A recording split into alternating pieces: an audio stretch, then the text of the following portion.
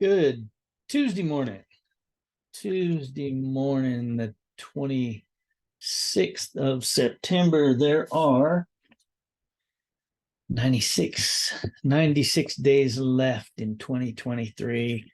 We are reading Unlimited Power by Tony Robbins here on the Millionaire Mindset Book Club. We're on chapter 6. Today's chapter 6, Mastering Your Mind, How to Run Your Brain, right? How to run your brain. He starts out with a quote here by Henry Ford: "Don't find fault, find a remedy." Right? Don't find fault, find a remedy. Take responsibility. I mean, there's all kinds of different ways you can say that, right? Bring in a solution, right? Don't just bring a problem, bring a solution. So he says, Tony Robbins says this chapter is about finding remedies. And so far, we've talked about what you could change, should change, if you want to change your life, right? What kind of states empower you? And when we say what kind of states, we mean that the state of mind that you have, right? These people don't lack resources. People don't usually lack resources. They lack control over their resources, right? In real estate, we've heard, you may have heard, there is no lack of leads, right? People say, well, I don't have enough leads. Well, there's plenty of leads out there. You're just not working them the way they should, right? So is it everybody has positive and negative influences, right? I was listening to Jim Rohn. I was listening to some Jim Rohn earlier, and he was talking about how sometimes it hails on your crops, right? Sometimes it hails on your crops. Sometimes it rains on your parade. That's just the way the world works.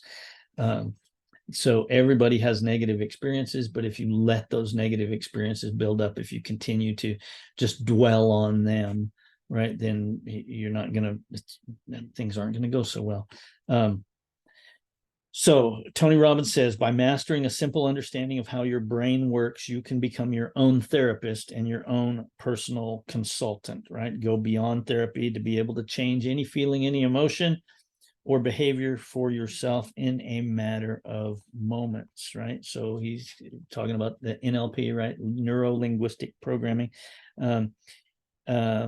Instead of allowing all of this pain, this negativity to build up, he says that he sees our neurological activity as more like a jukebox, right? What really happens is that human beings keep having experiences that are being recorded, right? When something happens, you're recording it in your mind, right? We store them in the brain like records in a jukebox, and our recordings can be played back at any time if the right stimulus in our environment is triggered, if the right button is pushed, right? So we can choose to remember experiences or push buttons that play songs of happiness and joy, or we can push buttons that create pain, right? That bring this back, this negativity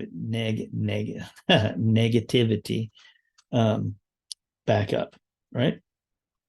So what if you just reprogrammed your jukebox so that it plays good stuff, right? So that it plays good stuff. You hit the same button, but instead of playing a sad song, it brings up an ecstatic song, or re-record over the top of these old memories, right? The records that are being played aren't going to build up and explode, right? That's you can just reprogram it, right? So there are two things that we can change about our internal representations, right? Because remember that we this garbage in, garbage out thing, right? We can change what we represent. For example, if we imagine the worst possible scenario, we can change to picturing the best possible scenario, right? Again, the Jim Rohn that I was listening to this morning was talking about not taking risks, Say, well, what happens if? What would happen? What would happen if? So instead of playing back this negative, this worst possible scenario, change it to the best possible scenario, or change how we represent something, right? Many of us have certain keys within our own mind that trigger our brain to respond in a particular way, right?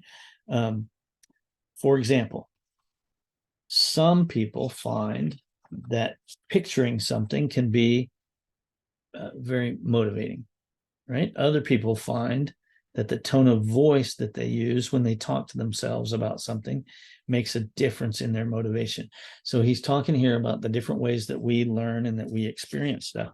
And if you have the book, right, if you have Unlimited Power, the book, on page 88 and 89 are some different, what he calls submodalities, right? Whether you are a visual, whether you're visual, auditory, kinesthetic, or submodalities for pain, right? So, obviously visual, we see things in pictures, or movies, right? Either still pictures or movies.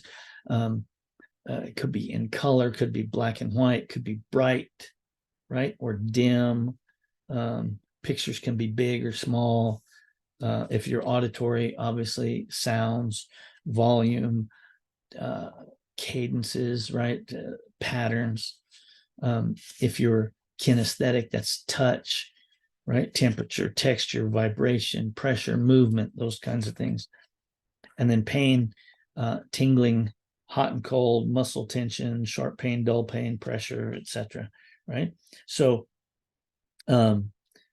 you can replay something, and you think about this if you do an experiment, right? Replay something in your mind.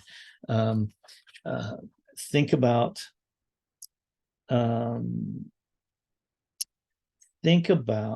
a pleasant experience, something that happened recently, right? And if you need to, just close your eyes, right? Close your eyes and think about this pleasant experience, right? Actually, he said, actually step in to that experience, right? See what you saw, the events, the images, the colors, the brightness. Hear what you heard, right? The voices, the sounds. Feel what you felt, the emotions, the temperature, right? And then and now you've got this picture in your mind. He says, step out of it, right? Leave the picture there, right? Leave the picture there, but step out of it, step away from the situation where you can still see yourself like you're seeing it in a movie. And once you've removed yourself, then he asks, what are the difference in your feelings, right? What was it more intense when you had your eyes closed and you were visualizing it, or is it more intense when you're standing back looking at it like a movie, right? The difference between those two is what he says is the difference between an associated and disassociated experience, right? And so like a movie director, if you can disassociate yourself, and like a movie director, you can separate yourself out, and you can change the camera angle, you can change the volume, you can change the kind of music, the speed, the amount of movement, the color, the quality of the image, whether it's black and white or in color, whatever, right? And so if you can do that, right, and it probably takes practice, right? It takes practice. Think about, find yourself that pleasant memory, right? Find yourself that pleasant memory, whether it's a recent memory or a distant memory. And he says, close your eyes, relax, and think about it. And now, once you've disassociated yourself, take that image and make it brighter, right? Make the light brighter, make it brighter and brighter. And as the image brightens, be aware of how your state changes, right? And then next, bring that picture closer to you, right? Closer to you. Stop it, make it bigger. All of these things magnify the intensity, right? And so you can take this already pleasant memory and make it brighter and brighter and bigger and louder and better, right? If you can do that, you can do the opposite with unpleasant memories, right? You can make them smaller, quieter, dimmer, right? And all of this takes practice. None of it is an overnight thing. None of it's something that you can, that I'm going to get across to you in 15 minutes, on the book club. But I encourage you, hopefully you have the book, to take some time and to practice this, right? To practice making your positive memories more powerful and your negative memories smaller, right? Smaller. In the first chapter of the book, we talked about the commodity of kings, right? Remember the commodity of kings. The king had the ability to direct his kingdom, and your kingdom is your brain. In the same way that the king can run his kingdom, you can run yours if you start to take control of how you represent your experiences of life, right? All of the submodalities that he talked about on page 88 and 89, all those submodalities tell our brain how to feel, right?